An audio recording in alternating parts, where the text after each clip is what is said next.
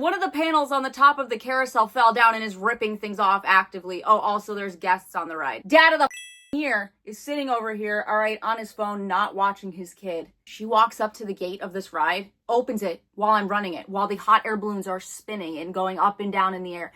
I had to run over and grab her, and I felt one of the baskets like whiz by my head. This is a ride where families go on a boat over the water. What do we think was in the water?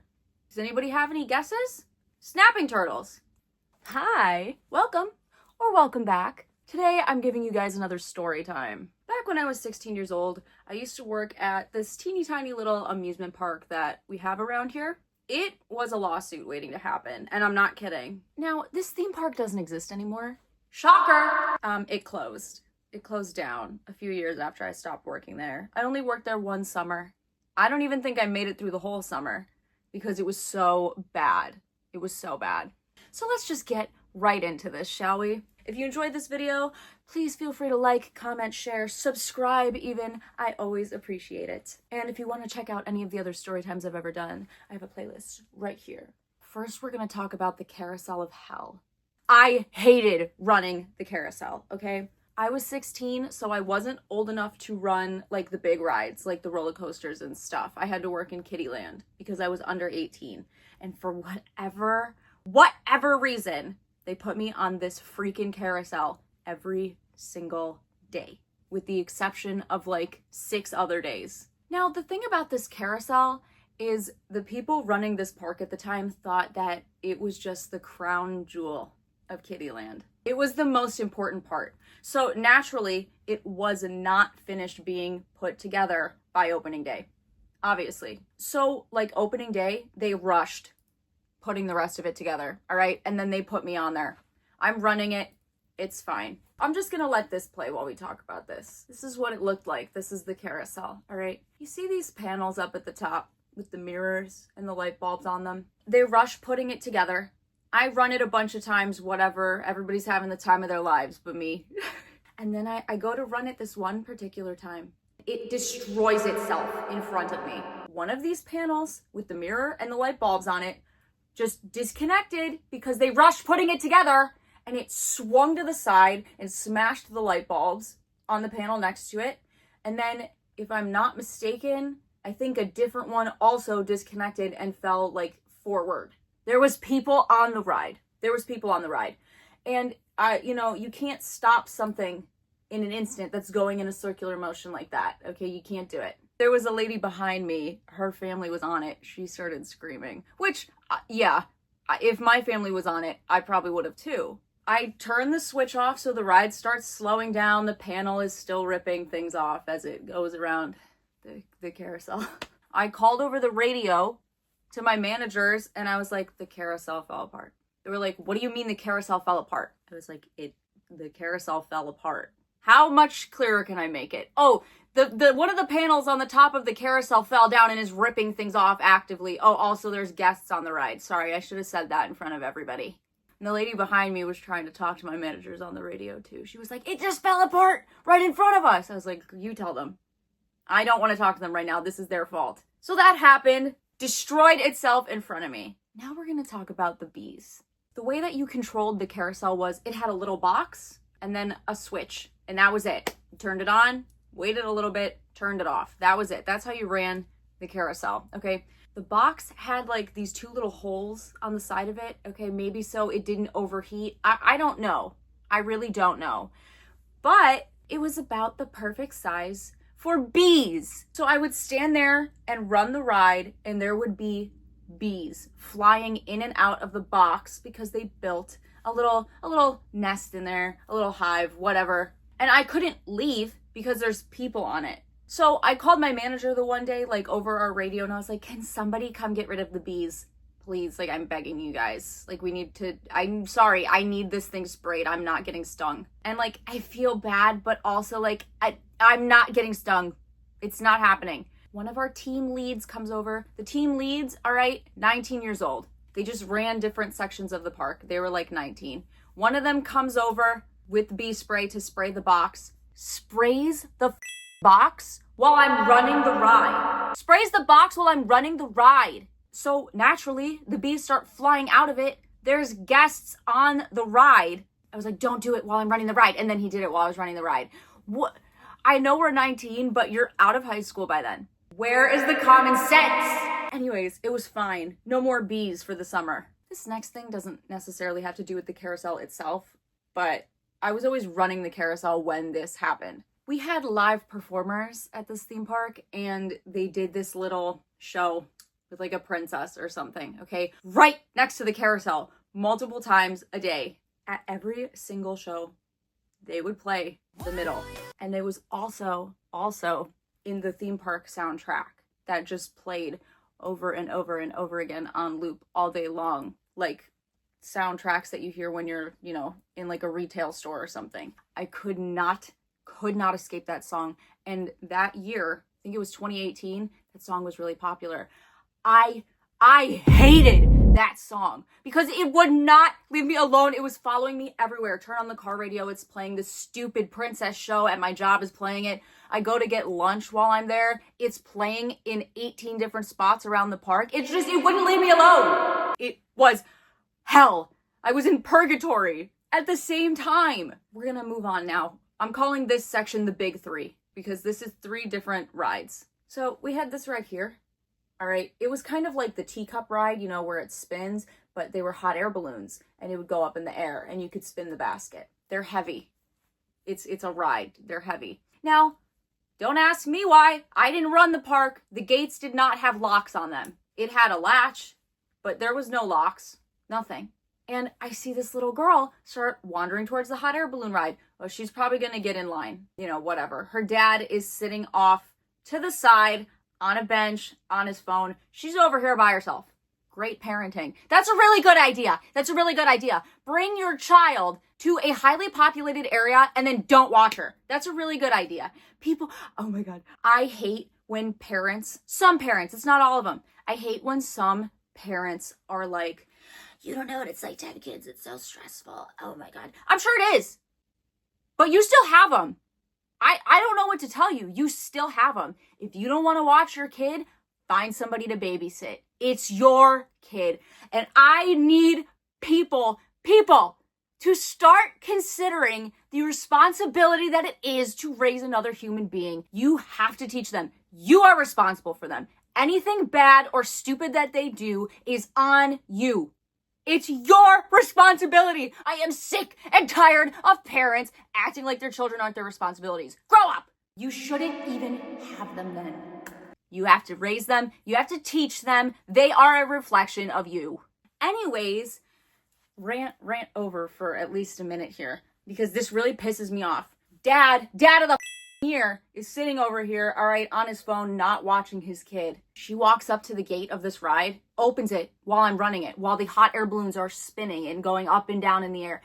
I had to run over and grab her, and I felt one of the baskets like whiz by my head. So I almost got hit because, number one, this stupid company running this amusement park didn't have locks on the gate. And number two, this kid's dad's not paying attention.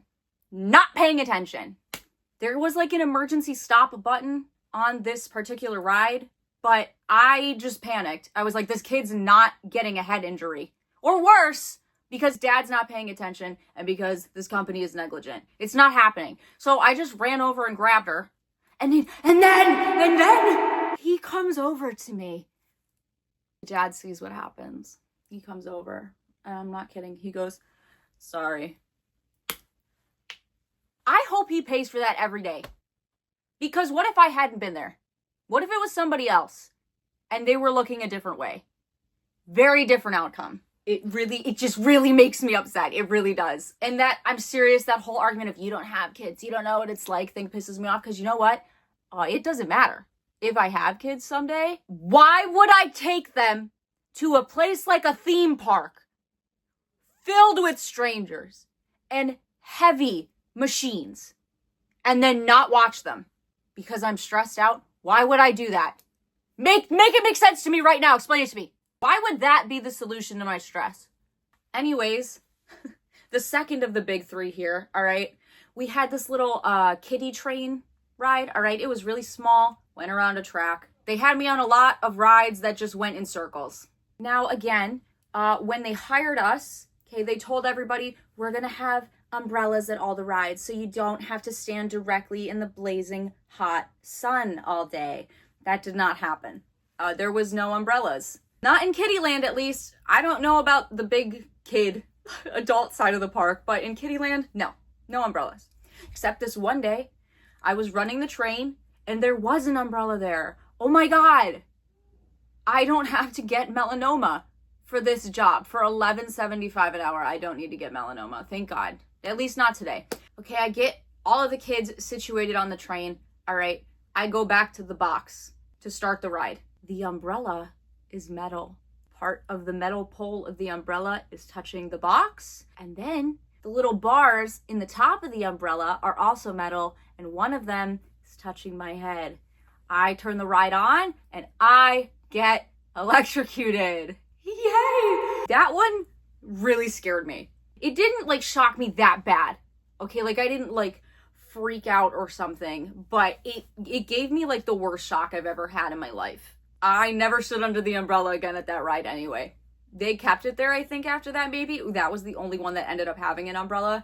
I couldn't do it. I did not want that to happen again. And I told everybody so it didn't happen to them either. Now this one, this is definitely not that nice of me, but they trained me on the teacups one day. The girl that trained me on them, she was like, if you push this button here, it just stops the teacups from spinning. Sometimes I push it when I'm having a bad day. And I was like, noted. So there was a couple times people were spinning those teacups really fast, like really fast.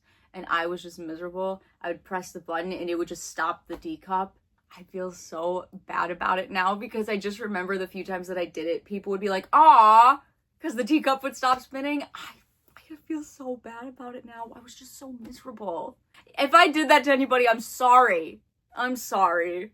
I feel like a bad person for it. Now we're going to talk about what I'm calling the Canoes of Chaos. We had this canoe ride. Okay, we had a dock. And then again, just another circle of water. And then we had this little island thing in the middle. We're only allowed to enter a canoe from the dock. That was it. The canoes were at the dock. I had to give you a life jacket, no more than 4 people, and I had to get everybody in there and get their paddles and everything and then send them off. These things were a little hard to paddle, so if somebody got stuck, I had to close the ride and get into a canoe myself and paddle out there and drag them all the way back to the dock. So this lady goes out with their 2 kids. All right, they get stuck by the edge of the outer side of the river thing. I don't know what to call it, the circle of water. Her husband did not go with them, but he is now standing next to the canoe on the hill. He's like, "Can I just get in?" I said, "No, you don't have a life jacket. And also you can't just climb in there from the side of the hill. It's not how it works." All right, I close the ride, get into a canoe. I'm like halfway over to them. Guess who climbs into the canoe anyway? So what am I out here for? This is my thing. He shouldn't have done that anyway because he could have gotten hurt. But if he was going to do it, why did he wait for me to get in the water? Why? Now I'm just paddling around here for fun while I'm on the clock. Well, I just don't understand it. I don't understand it. The water was also really disgusting. It just always was coated with like algae and like leaves and stuff. It was gross looking. This one day in particular, I think a different family or something got stuck out there. I don't remember why I had to go out. That's the only reason I can think of it. I'm getting into one of the canoes, right? They start on the land. You have to push them into the water. The live performer dressing rooms was directly across from the little canoe ride. So one of the live performers that I also went to high school with at the time was watching me get into the one, and I tried to push off like the island to like get the canoe going, and I lost my balance and my entire like shin, foot, everything went in the disgusting algae water, and he just started laughing at me. It was just the worst. And then we talk about this because this is just insane. It's absurd. And I again, when I say this place is a lawsuit waiting to happen, I'm not kidding. This is a ride where families go on a boat over the water in a canoe. What do we think was in the water? Does anybody have any guesses? Snapping turtles. I can't remember if there was one or two, but I don't really think it matters. I think even having one snapping turtle in a ride where people are actively moving on the water is one too many snapping turtles. And it was a big snapping turtle. Why was it in there? Why? And you know what? I'm not even trying to be like, oh, like let's take it from its home, like blah, blah. I don't think that an amusement park is the best environment for a snapping turtle anyway. I'm not an expert. I don't know. But why would that be a good place for one to live? I don't even know how it got there. Never bothered to ask. I just knew that whenever I was by the dock, I was afraid.